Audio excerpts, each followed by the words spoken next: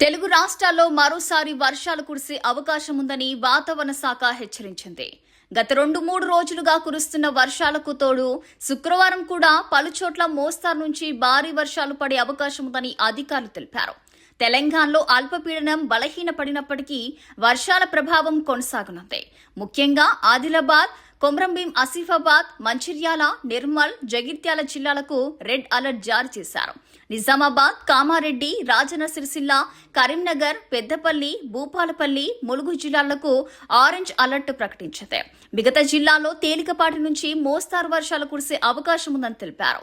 హైదరాబాద్ లో ఉదయం నుంచి మధ్యాహ్నం వరకు ఎండ కనిపించే అవకాశం ఉన్నప్పటికీ మధ్యాహ్నం తర్వాత నగరంలోని పలు ప్రాంతాల్లో మోస్తారు వర్షాలు కురిసే అవకాశం ఉందని వాతావరణ శాఖ వెల్లడించింది. అటు ఆంధ్రప్రదేశ్ లో కూడా పలు జిల్లాల్లో వర్షాలు కురిసే సూచనలున్నాయి.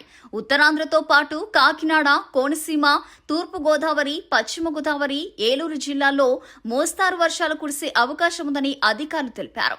కొన్ని ప్రాంతాల్లో ఉరుములు మెరుపులతో పాటు గంటకు 30 నుంచి 40 కిలోమీటర్ల వేగంతో ఈదురుగాలులు వీచే అవకాశం ఉందని హెచ్చరించారు.